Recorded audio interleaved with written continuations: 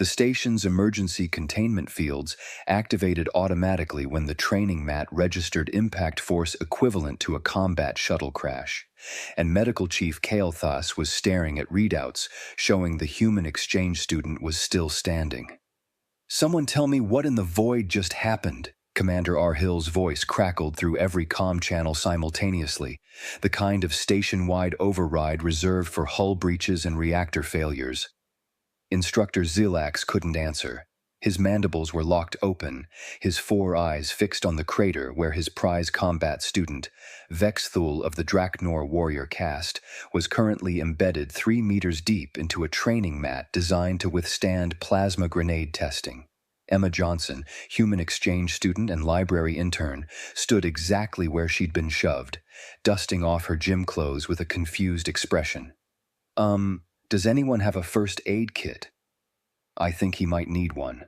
According to YouTube analytics, 99.6% of viewers are not subscribed. That's a huge number.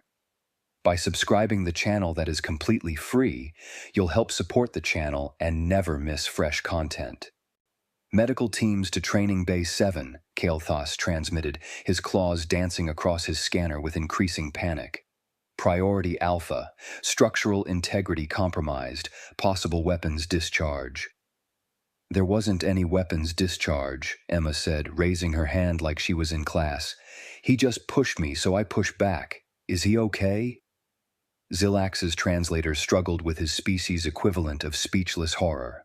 The readouts weren't making sense. Impact force, 47,000 newtons. Origin point, human female, 68 kilograms, no augmentation detected. Target, Draknor male, 190 kilograms, genetically optimized for combat over 400 generations. You pushed him? Zilax finally managed. Yeah. Emma looked genuinely worried now, stepping toward the crater. He shoved me pretty hard during the sparring drill, so I shoved harder. That's how it works, right? I didn't think Don't move! 3 security officers had arrived, weapons drawn, creating a perimeter around Emma like she was a live explosive, which, Kael'thas was beginning to suspect, might not be far from the truth. Emma froze, hands up. Okay, seriously, what's going on? Did I break a rule or something? Medical teams swarmed the crater, carefully extracting Vexthul. The Draknor was alive, barely, his exoskeleton cracked in 17 places. Internal organs bruised, but his redundant biology keeping him conscious. His eyes found Emma, and something like primal fear flickered across his face. She is Apex, he whispered in his native tongue, a word that translated poorly but meant something close to ultimate predator. Bloodless mother, save us. She is Apex. Get him to medical, Kael'thas ordered, then turned to Emma with his scanner raised. You, don't move, don't breathe heavily, don't do anything. I'm literally just standing here, Emma said, a hint of irritation creeping into her voice. And maybe someone could explain why everyone's treating me like I'm about to explode. Commander Arhill arrived personally, his scales flushed with the purple of extreme concern. Behind him came Station Security Chief Jataro and, unsettlingly, the Galactic Exchange Authority's combat assessment specialist, Azila, the kind of specialist who only showed up when someone violated the Biological Weapons Treaty. Show me the footage, Arhill demanded. Zilax pulled up the training bay recordings, and they watched in silence. The timestamp showed everything happening in less than 2 seconds. Frame 1, Vexthul, following the drill, delivering a standard training push to Emma's shoulder. The force registered at 3,200 newtons, enough to dent a bulkhead, standard for Draknor combat training. Frame 2, Emma's body absorbed the impact with 0 displacement. Her feet didn't slide, her spine didn't compress. She just stopped the force. Frame 3, Emma's expression shifted from surprise to annoyed. Her right hand came up in what looked like a casual push. Frame 4, Vexthul was airborne, traveling at 47 meters per second toward the mat. Frame 5, impact. The mat, the floor beneath it, and 3 support structures all catastrophically failed simultaneously. That's impossible, Azila said flatly. Those force readings would require industrial machinery. Biological entities cannot generate.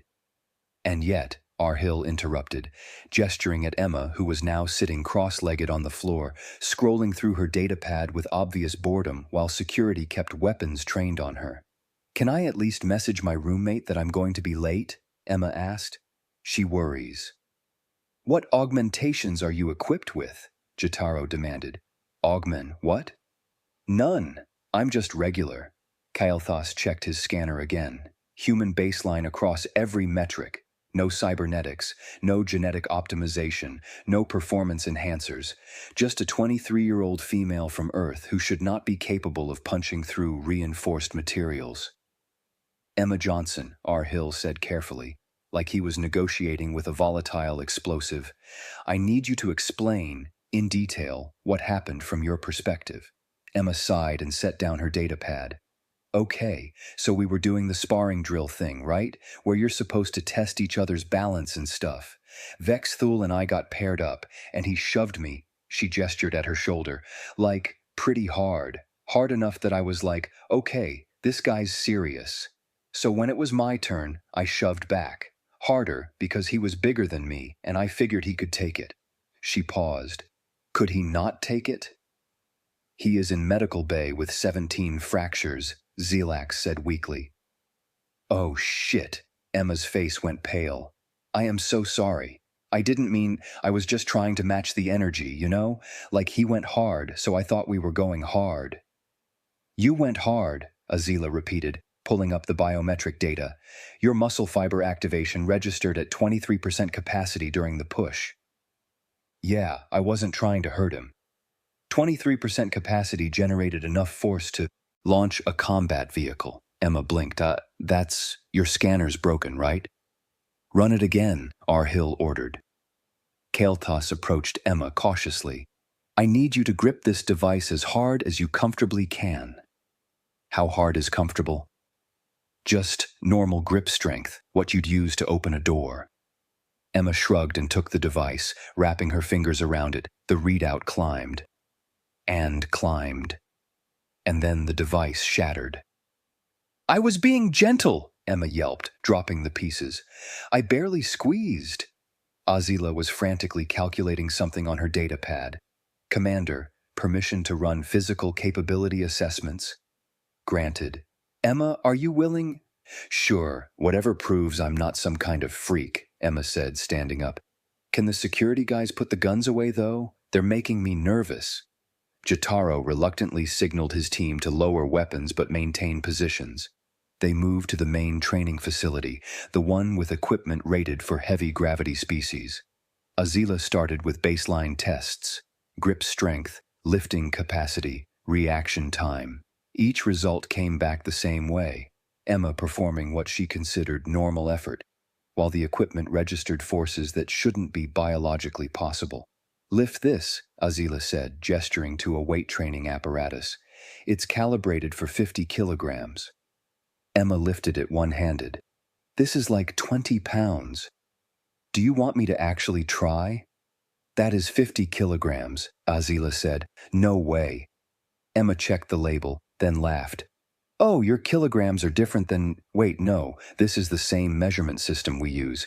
This feels way lighter than 50 kilos. Because your species evolved on a death world, Azila said quietly, her scales flushing white with realization. Earth's gravity is 9.8 meters per second squared. Yeah, that's normal.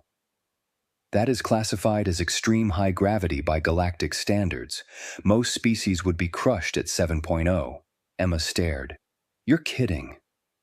Your normal is our apocalyptic. The room went silent as the implications settled over everyone.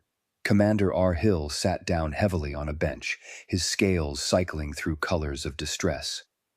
How much can you lift? Zelax asked. Your actual maximum. I don't really know. I'm not athletic or anything. I haven't worked out since high school gym class. Try this. Azila programmed the resistance training machine to 200 kilograms, the maximum setting designed for Draknor warriors. Emma positioned herself, gripped the handles, and lifted. The machine rose smoothly. "This is pretty heavy, actually. Good workout." Azila increased the resistance to 300 kilograms, which should have been physically impossible for the machine to generate. Emma kept lifting, her breathing slightly elevated but not strained. "You are lifting 300 kilograms, Kael'thas said, "and you describe it as a good workout." "I mean, I can feel it," Emma said, setting the weight down. "I'm probably going to be sore tomorrow. I really am out of shape." "Out of shape," Arhil repeated numbly. "Yeah, my roommate Sarah does CrossFit. She could probably lift way more than me. She's actually strong." Jotaro made a sound like a dying engine. "There are stronger humans?" "Well, yeah. Have you seen Olympic weightlifters? Or like strongman competitions? Those guys are insane." Emma pulled out her datapad and showed them a video of Eddie Hall deadlifting 500 kilograms. Azila watched the video 3 times, her scales going completely white. "This human is lifting half a metric ton." "Yeah, he's awesome. That's the world record." Well, was the world record. Someone might have beaten it by now. "And you consider yourself weak compared to this?" "I mean, I'm a librarian intern who sits at a desk all day. I'm not exactly peak human performance here." Zilax pulled up more footage of human athletic competitions. Gymnastics, martial arts, wrestling, boxing. Each one showing humans doing things that would kill most galactic species through sheer impact force. "This is what you do for entertainment?" he asked, watching 2 MMA fighters absolutely destroying each other. "Some people, yeah. I'm more of a book person." Emma paused. "Although I did do karate when I was 12. Every alien in the room took a step back. "You trained in combat as a child?" "It was like a strip mall karate class. Very casual. I quit because it interfered with soccer practice." "You have multiple combat training systems," Jotaro said, "and you teach them to children." "I mean, it's mostly about discipline and focus. The actual fighting stuff is secondary." Emma was starting to look uncomfortable. "Why are you all looking at me like that?" "Because," Arhil said slowly, "we are beginning to understand that humanity's classification as a low-threat species may have been the greatest intelligence failure in galactic history." Emma's datapad buzzed. She checked it and grimaced. "My roommate's asking if I broke another alien. How does she always know?" "Another?" Kael'thas demanded. "There was an incident in the cafeteria last month. I opened a jar for someone and maybe cracked the table a little when I braced against it. But that was an accident." Rahil put his face in his hands. "How many accidents have there been?" "Define accident?" "Emma." "Okay, fine, there was the jar thing, and I might have torn a door off its hinges when it was stuck, and I definitely broke that chair in the library when I sat down too fast. Oh, and I crushed 3 datapads just by holding them normally, but I think those were defective." "They were not defective," Azila said weakly. "They were designed for species with normal grip strength." "Well, that's not very inclusive design," Emma said. "You should really consider accommodating different species' needs." The absurdity of a human lecturing them on inclusivity while standing next to a crater she'd accidentally created was not lost on anyone. "We need to contact the IGMA Galactic Exchange Authority," Arhil said. "This is beyond station-level protocols." "Am I in trouble?" Emma asked. "Because I really didn't mean to hurt anyone." "No," Arhil said, "but we need to fundamentally reassess humanity's integration protocols." Over the next 3 hours, Emma became the subject of the most intensive biological assessment in station history. Every test confirmed the same terrifying reality. Humans were catastrophically more powerful than their documentation suggested. Vexithul was released from medical, his exoskeleton repaired, but his pride shattered. He approached Emma with the careful respect of someone who'd touched a live plasma coil. "I owe you an apology," he said formally. "No, I owe you an apology. I hurt you." "You responded to challenge with appropriate force. I failed to recognize your true nature." He placed his fist over his chest in a Draknor salute. "You are Apex. I request honor of training with you." Emma looked confused. "You want to train with me after I put you through the floor?" "Because you put me through floor. My people value strength above all. You have shown strength beyond measure. I would learn from this." "That's actually really cool," Emma smiled. "Sure, but I'll try to hold back way more next time." "Please do," Vex Thul said with feeling. News of the incident spread through the station like wildfire.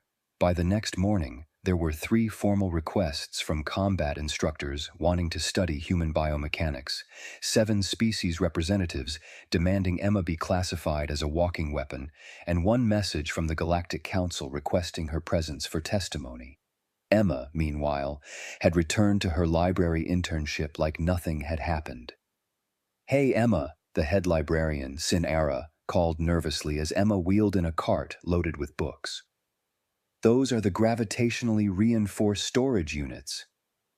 "Yeah, super convenient. They hold way more books." "They weigh 200 kilograms empty." Emma stopped. "Is that a lot?" Sinara's scales turned the color of resigned acceptance. "Not for you, apparently." The station adapted quickly because it had no choice. Training facilities were reinforced to human-proof standards, which meant over-engineering everything by a factor of 10. Emma was banned from contact sports, given special equipment designed for heavy gravity species, and assigned a liaison officer who followed her around, making sure she didn't accidentally destroy anything else. That liaison was Vex Thul, who took the job with deadly seriousness. "You cannot simply sit on furniture without checking weight limits," he explained as they walked to the cafeteria. "I've never had to check weight limits before." "You were on human furniture before. Designed for humans. By humans who understand humans." "That's fair," Emma admitted. "This is going to take some getting used to." "You are taking this well."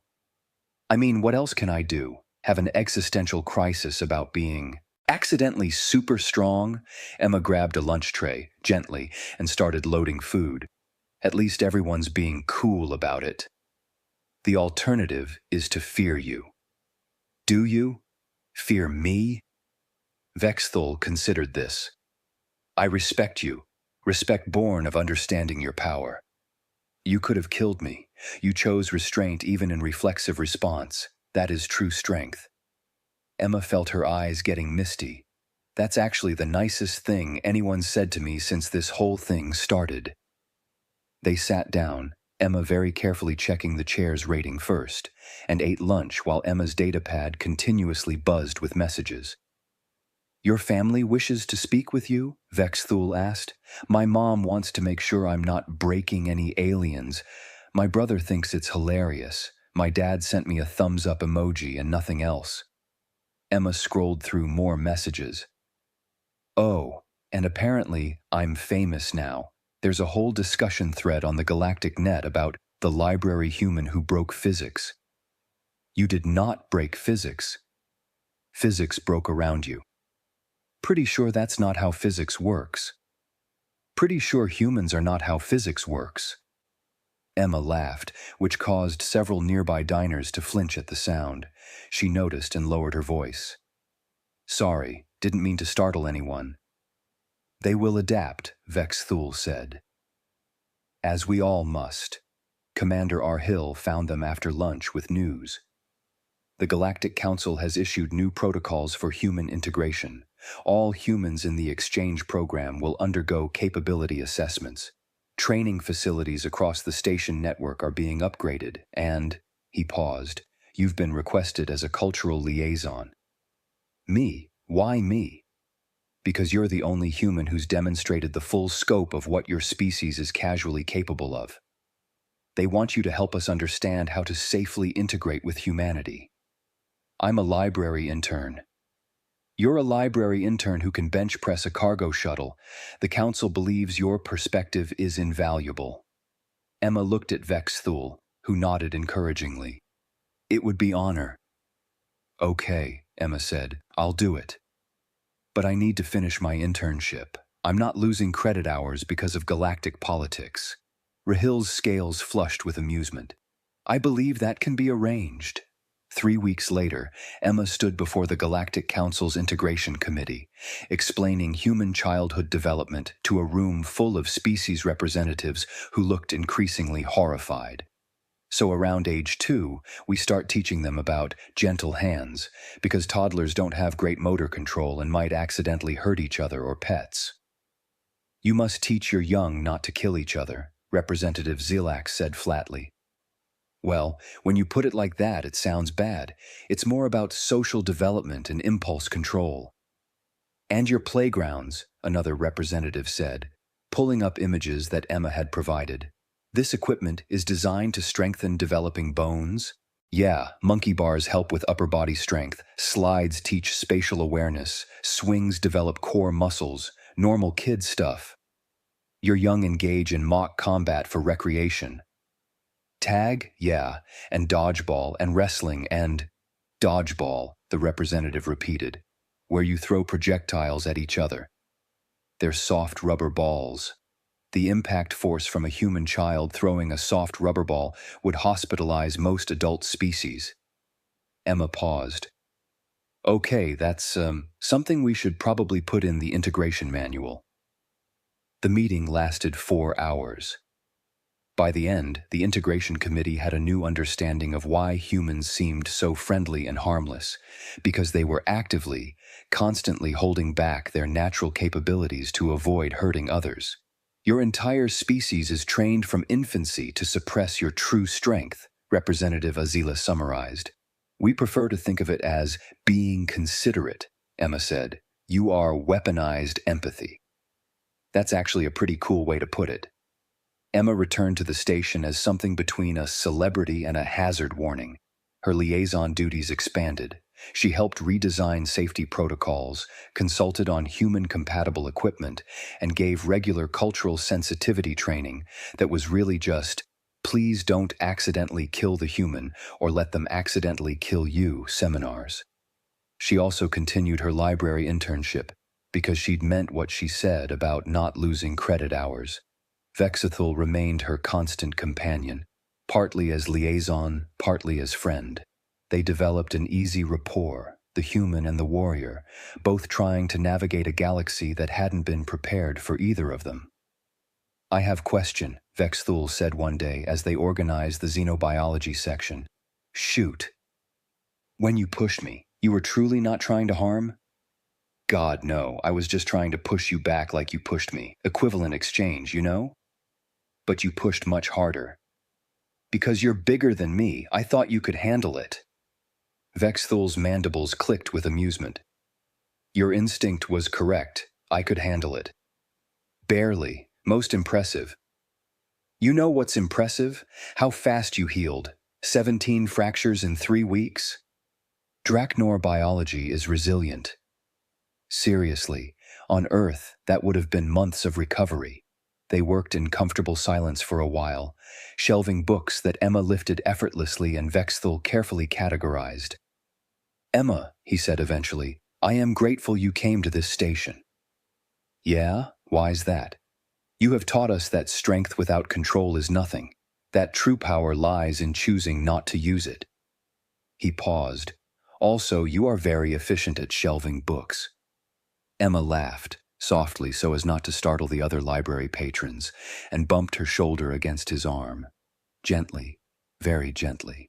Thanks, Vex, you're not so bad yourself. 6 months after the training mat incident, Emma completed her exchange program with honors. The station threw her a farewell party, which involved specially reinforced furniture and multiple safety officers on standby, just in case. She hugged people goodbye, carefully, and promised to stay in touch. Vexithul presented her with a Draknor warrior's badge, a honor never before given to an off-worlder. You carry my respect, Emma Johnson of Earth, he said formally. May your strength always serve wisdom. May your courage always serve honor, Emma replied, having learned the traditional response. As her transport departed, Commander R. Hill watched from the observation deck with Kael'thas and Azila. Think we'll get more human exchange students? Kyle Toss asked. The council has approved 12 more for next cycle, R. Hill said, with appropriate protocols in place. Appropriate protocols, Azila repeated. We built an entire section of the station with gravitational reinforcement rated for industrial equipment, because of one intern. One intern who changed how we understand an entire species, R. Hill corrected. I'd say that's worth the infrastructure investment. Back on Earth, Emma arrived home to her family waiting at the spaceport. Her mother hugged her tightly, human strength tightly, which felt normal and wonderful. So, her brother said with a grin, heard you became an intergalactic incident. I became a cultural bridge, Emma corrected. You put an alien through a floor. Cultural bridge. Her father laughed and ruffled her hair. We watched your council testimony. Very proud of you, kiddo. Thanks, Dad. As they drove home, Emma's datapad buzzed with messages from her friends at the station. Vexathul sent daily updates about the new human exchange students and how they were adjusting admirably. Sinara complained that no one could lift the book carts as efficiently. Commander R. Hill sent official thank you notes that were really just barely disguised relief that she hadn't broken anything else before leaving. Emma smiled and started typing responses. She'd gone to space to learn about other species, and instead she'd taught them about humanity. Not through lectures or documentation, but through the simple act of being herself. Strong, kind, and desperately trying not to break anything. It wasn't how she'd planned her exchange year to go, but looking back at the friendships she'd made, the protocols she'd helped develop, and the understanding she'd fostered between species, Emma wouldn't have changed it for anything. Even if she did put someone through a training mat. She opened a message to Vex Thule. So when you visit Earth, we're definitely going to a gym. You need to see what actually strong looks like. His response came immediately. I am reconsidering visit. Earth terrifies me. Emma grinned and typed back. Too late. Already booked your ticket. Welcome to the death world, buddy. She could practically hear his mandibles clicking with nervous anticipation across the light years.